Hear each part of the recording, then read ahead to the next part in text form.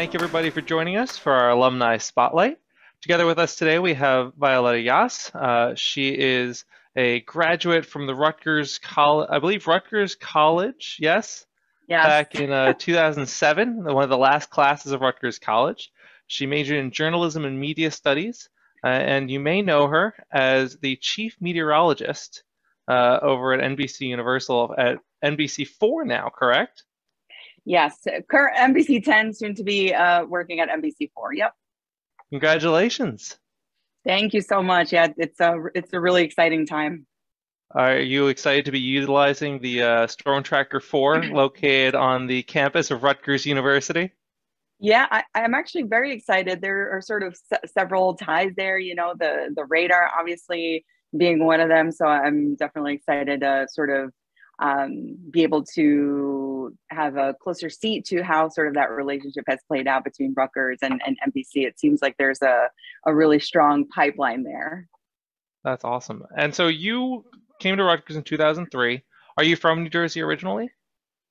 Yes, I was born in Argentina, and when I first moved to the States, we lived in Queens for a year or two before eventually settling in North Jersey. So I grew up in Bergen County, in Garfield. That's where I did, my elementary, high school, and then, obviously stayed in Jersey as well for college. I lived in New York for a couple of years after college before eventually getting into the business. So I guess I'm sort of like a Jersey girl, New Yorker hybrid, I guess you can say.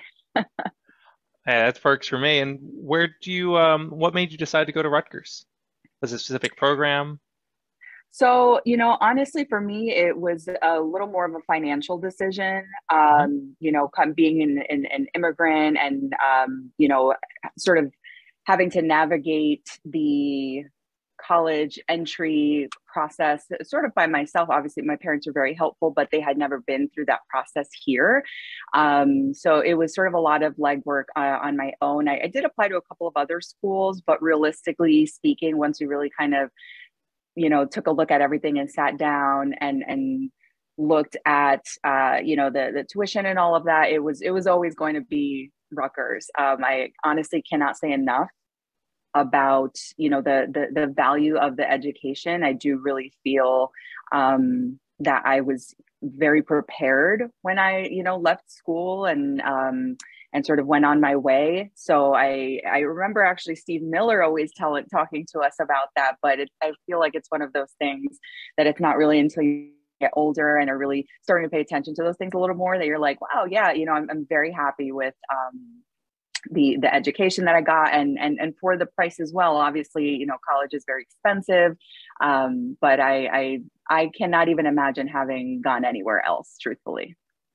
And you've still been involved, correct? With the Institute for Women Leadership. I think you still guest lecture, correct? Yes, I try to get back at least once a year, usually through Steve Miller or Bruce Reynolds is one of my former professors who I keep in touch with. So I'll try to get back. Typically, it would be for the media ethics course. Hmm. And typically, I'll do that once a year. Obviously, COVID kind of threw everything for a loop like everything else. So I'm really looking forward to getting back, hopefully this year or next. The women's leadership program has been great too. It's sort of more structured mentorship. I really like mentoring. I do a lot of it sort of I don't know, I guess informally you could say, Steve Miller will sort of reach out to me sometimes and say, hey, I have this student, I think, he or she could really benefit from, a little guidance, or maybe we have a lot in common, maybe they're bilingual, and he'll sort of connect us that way. So I do that a lot, but then the women's leadership program has been a nice way to sort of keep things moving. So I'll get a new mentor every year. So that's been really great. Also, just seeing the progression in terms of what the graduates are interested in, and sort of the things that spark their curiosity, spark their interest, and what sort of drives them. So that's been a really great way too to sort of not only stay connected to the university, but also stay connected to sort of the next generation and sort of the direction that things are moving in. Speaking of sparking interest, when you were at Rutgers, were there any clubs or organizations or causes that you took part in that were really meaningful to you or experiences that kind of are still special to you now? Yeah, so when I was in school, I worked a ton. So I, in retrospect, didn't get as involved in sort of the extracurriculars as I would have liked. Like I never did RUTV, which considering sort of the path that my career took I wish I would have had a chance to do that. I was in the inaugural Rutgers Club softball team. We got it started, and yeah, and oh man, it was so much fun. I still keep in touch with a lot of those girls to this day. And actually, not that long ago, I think last year, I sort of stumbled on the Rutgers Club softball Instagram account, and it was just so awesome to see how, people have really not only kept it going, but also have seemed to really have grown it quite a bit. And they're participating in really great tournaments, doing fundraising and all that kind of stuff. So that was really, really awesome to see that it's not only still going, but still going strong. And they've been able to sort of elevate it over the years, because we really kind of, got it out of the mud, I guess, in that way when we were getting it started. Think you could still take them on the diamond? We've been talking for years about doing this like alumni game type thing. It first came up a couple of years, maybe, I don't know, 2018 or something like that, and we haven't been able to make it happen. But a lot of the girls that I played with are still like relatively local, either in South Jersey or in New York. So I'm hoping we can get that going. Can I take them? That's a different story, but I would be, happy to participate. I have a feeling we'll make it happen.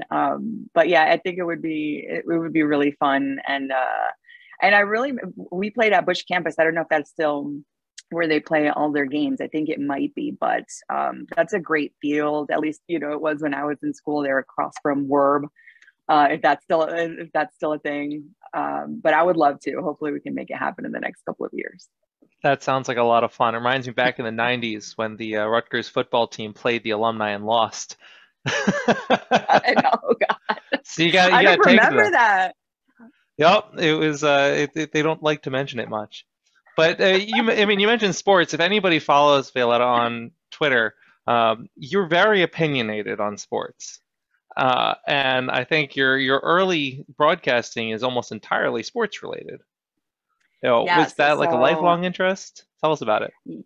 Yes. So I actually, when I was in school, I was one of those people, and when I was in college in particular, I had a really hard time deciding what to major in. There's a lot of people who, as soon as they get there, they know. And my first 2 years were actually on Bush.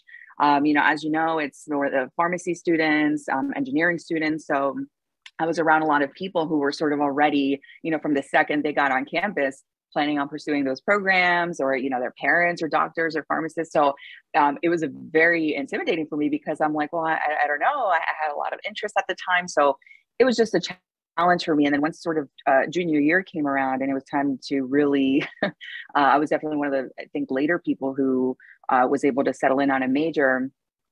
That's really how I approached it. I said, well, what do I sort of naturally gravitate toward? And this is something that I share with a lot of the young professionals that I mentor as well, especially those that are still in college.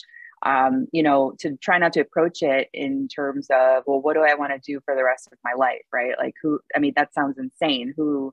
It just sounds so intimidating, right? So it was something that I applied to myself, and I told myself, what do I naturally gravitate toward? What do I spend a lot of time of my natural time and my free time doing? And it was always sports. I love sports. I was always checking the box score, get the Targum first thing. I'm flipping to the sports section and then reading, the rest of the news. So it's always been an interest for me. I've always been really involved. So yes, initially I wanted to be a sports writer, and actually did do it for some time. Toward the end of, it was my junior and senior year, and then for one more year after I graduated. So there was sort of a flip, obviously, eventually that happened there, and I got a really great opportunity in the weather space. But sports has always been a big passion of mine, and even working in weather, it's been great because the two are also very intertwined. So at my first job, we had a lot of sports clients, Big Ten Network. So I would do the pregame show, the weather for the pregame show on the Big Ten Network. This is before Rutgers joined the Big Ten, of course. So that would have been awesome. So I did that. You know, we had a lot of Fox Sports clients in Atlanta, Fox Sports Atlanta. So we did the Braves, Fox Sports North, we did the Twins, and just a lot of the regional networks like that. So at AccuWeather, it was really great because I became sort of the resident sports weather person. So that's been great, I think, over the years, being able to, you know, have sort of one foot in both arenas there and be able to tie the two together. But yes, I love talking about sports. I'm the commissioner of our fantasy football league here at work. I'm actually in 3 leagues, but I'm the commissioner of our work league. So yeah, I love it. It's great. We may draft you to do one of those for the REA. Oh my gosh, three leagues is 3 leagues is too much. Yeah, I think I'm going to go back to 2. Now, you graduated in 2007 with journalism and media studies, and you started working for AccuWeather in 2010. What kind of made you decide to make the transition into weather forecasting and weather broadcasting?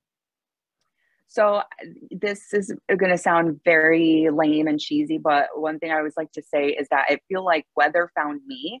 Obviously, you know, we just talked about my background, which up until, you know, through my time at Rutgers, did not involve weather or meteorology. So sports was my focus at the time. And when I graduated in 2007, I took an extra semester. So it was, you know, right after 2007, leading in to the recession, the last recession. So this was when, you know, the market crisis. And I mean, it was essentially what's been going on now in terms of employment and people losing jobs, or rather what had been going on for the last year or two, just without the virus.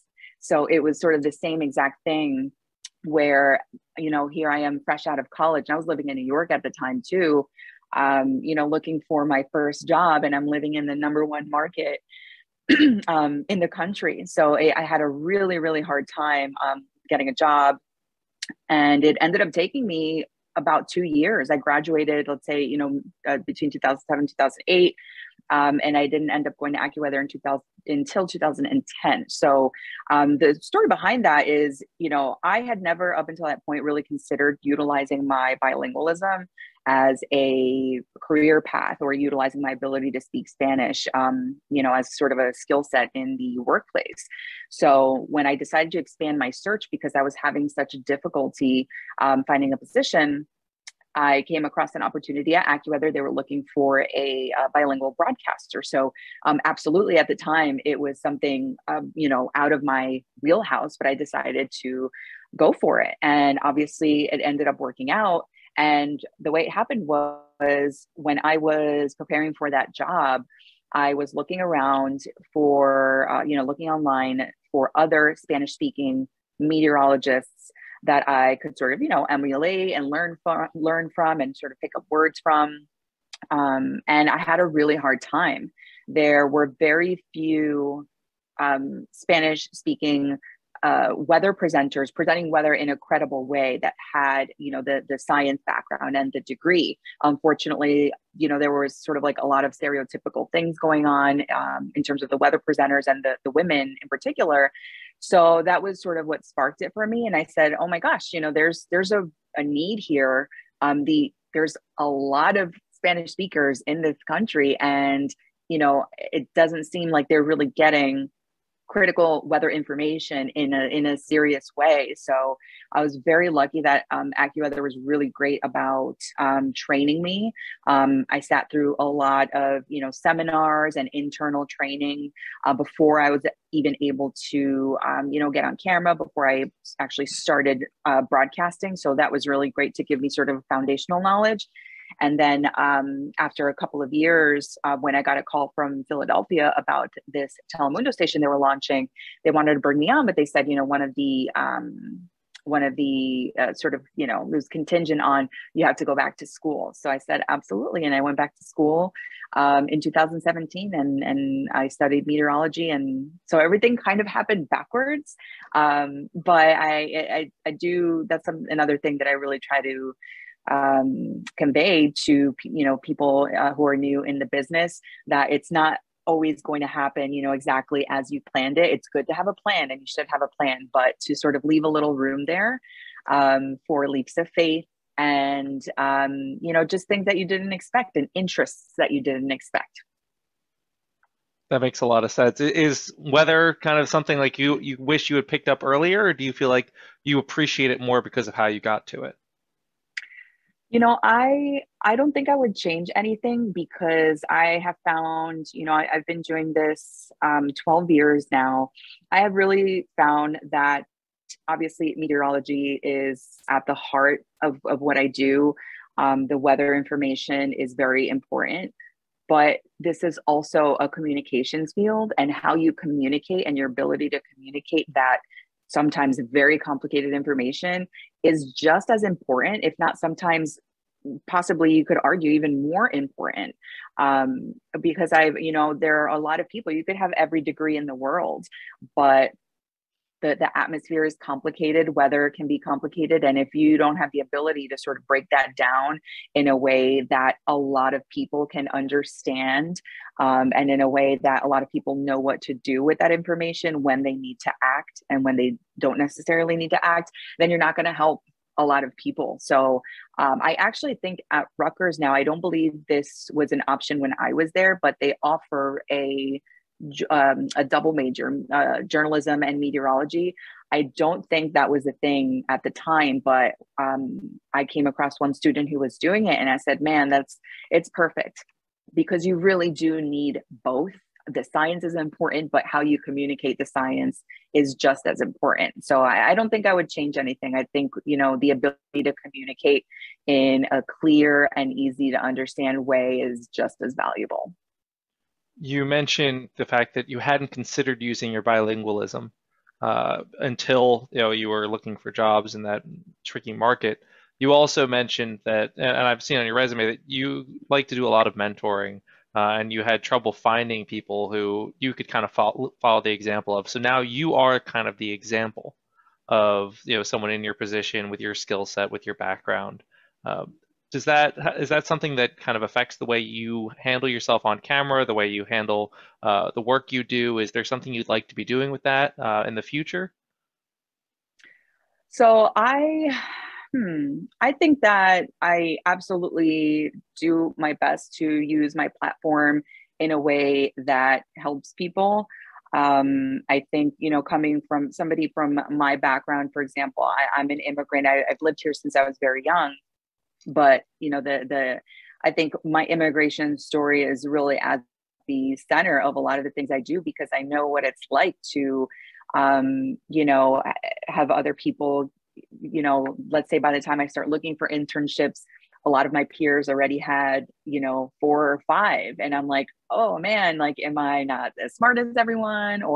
But in retrospect, I think a lot of that stuff was just, not having been through the process before. So I think, exposing young people who maybe don't have those kinds of resources or don't have those kinds of connections, even having parents who've been in school in this country, it can really change people's life. That's really how I try to go about it. What is, the information that I wish I knew at an earlier time, and making sure that I share that information with as many people, as possible. Like, RUTV and my not having been involved in that stuff while I was in school. In retrospect, I think it was because it just wasn't on my radar at the time, because, I had to work and had to help, pay my tuition. So I think exposing people who have less access to resources is something that I'm really passionate about, and sort of helping them along the way. Awesome. Now, what are some situations we talk a lot about to alumni about successes that they're having? one of the other things that's often really revealing is, what's an obstacle that you saw that you came into or a mistake that you made, and how did you turn that around and kind of overcome it and learn and grow from it?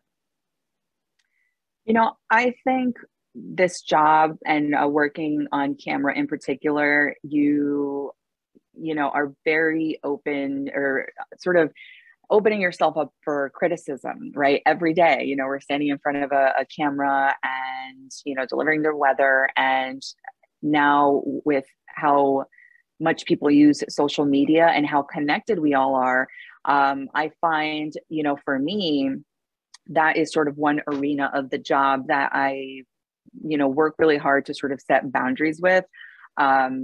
It's hard to please everyone, right? I can't even tell you how many times I'll get on the same day. Sometimes it might be something about, criticism about your appearance. Sometimes it might be a criticism about, something more legitimate about your work. Oh, you always say, it's going to snow and then it doesn't, things like that.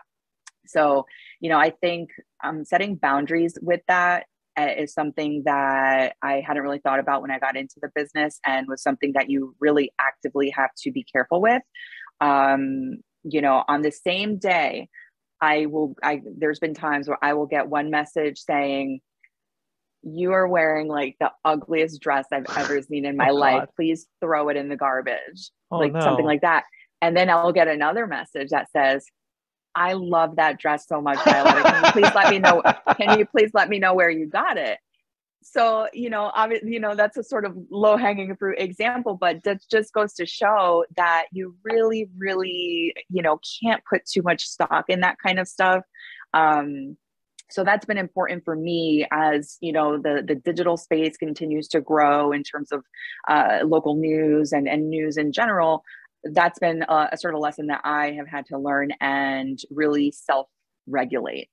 So, I try not to, one way that I, as a woman, sort of regulate that is, for example, if I post something on social media, if somebody leaves a comment about my appearance, even if it's positive, "You look very pretty today," something like that, I don't interact with it at all. I don't interact with it at all. I only interact with people who comment something about the weather, or, something about the forecast, a question about the forecast, because I just feel like that is how I, want the people who engage with me on my platforms to understand that that's not the sort of thing that's going to get my attention. So I think that was something that I didn't think about getting into this, how much contact we would have, with viewers over time. And and sort of that boundary continues to erode, right? Because we're just more and more available. There's new platforms every day. So I would say that was a little bit of a challenge, especially when I was younger and maybe you don't have the confidence that you do as you continue to navigate through your career. But that's definitely a big takeaway that I would urge younger journalists to make sure they are sort of setting those boundaries. That's fantastic. And speaking of kind of connecting with to other journalists and younger alumni, but also connecting to your own kind of network, how do you stay in touch with the folks, the alumni that you graduated with and your classmates, and how do you keep those connections strong? You know, I find that a lot of the people that I went to school with are still relatively local. And I think that is one of the benefits of working in such a major, or having studied rather, in such a major metro area, that there are lots of opportunities here. So for, a lot of people don't leave because they're able to get, great jobs and raise their families. I think New Jersey is a great state. So most of them are relatively local, and that certainly helps. So yeah, Maurice Peebles is still one of my very good friends. We graduated together in '07. He's from South Jersey, and he's been doing an awesome job. He's I think most recently the editor-in-chief at Complex. He's killing it, doing an awesome job, and there are just several others who are really doing awesome work. So that makes it easy. And I think, Rutgers is just a special place. I think New Jersey is a special place. And, Rutgers is an enormous school. And I think, having sort of navigated that together, I think creates a little more of a bond than people realize until they leave. I remember when I first got to Rutgers, we had just a handful of people in my dorm who, one day you could tell maybe, they weren't, maybe as into the sort of like, hey, it's freshman year, let's all, get to know each other. And then one day to the next, it was like they were gone. I'm like, hey, what happened to such and such? And they're like, oh, they transferred. And I'm like, well, what happened? And, it was just, I don't know, they just couldn't get into too big of a school. And so I think, Rutgers, and then also an added layer of that, New Jersey it's just a special place. And without knowing, I think you kind of develop a bond about that you don't really realize is happening until you sort of leave. Makes sense. I know we're coming up on time. I do want to throw you a softball, which is, who's your favorite Rutgers basketball player on this current team? Oh my God, this is rough. They're all so great.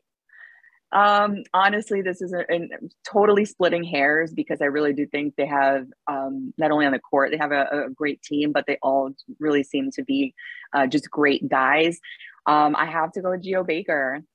I mean, the leadership that it takes to start that whole NIL movement in a serious way, right? I think that the conversation had been had many times, and players, yes, have been vocal about it, but I think that he was really the first one to attack it in a more measured way. Like, I'm going to testify, I think he was really the one who stood up and, tried to slay Goliath. And I think, that compared with, just his output on the court, I think that kind of leadership is just so absolutely contagious, putting your neck out there, and stuff like that translate onto the court. So as they're all really, really great. And Cliff is so fun to watch. I mean, my goodness.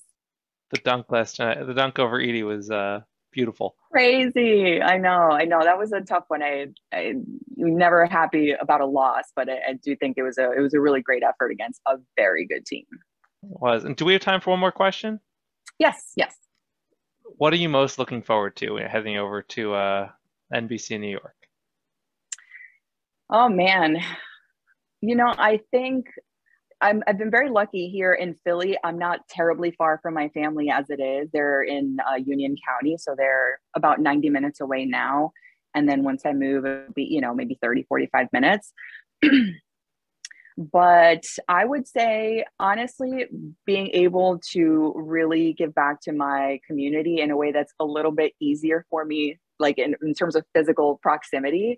I do a lot of work here in Philly. There's a lot of schools and things like that. But I just have so many roots in the area, in North Jersey and in New York too, that I'm looking forward to having more presence. And like I said before, sort of like showing people that it can be done. You don't have to.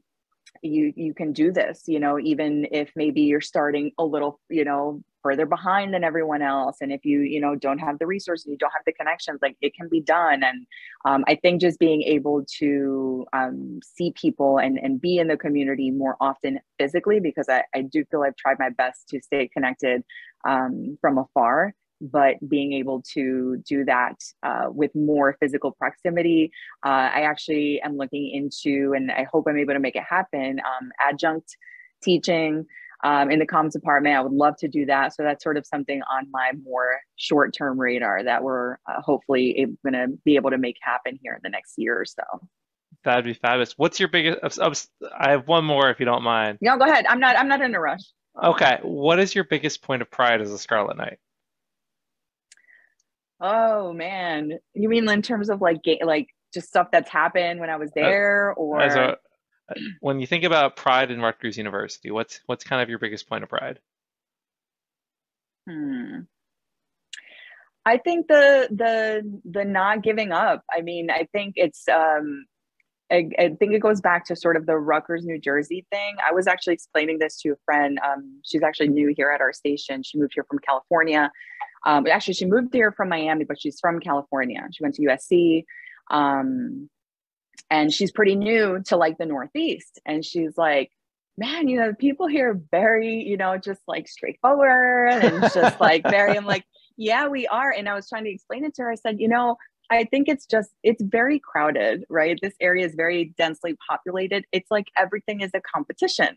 I mean, if you're going to the grocery store, you need to be on your game. Like if you want a parking spot, you need to pay attention and you need to be looking around and paying attention to your surroundings. So obviously that's a very sort of you know, small example, but I think stuff like that really translates to a lot of different areas. So I really feel that I really feel that you know, Rutgers prepared me very well for the real world.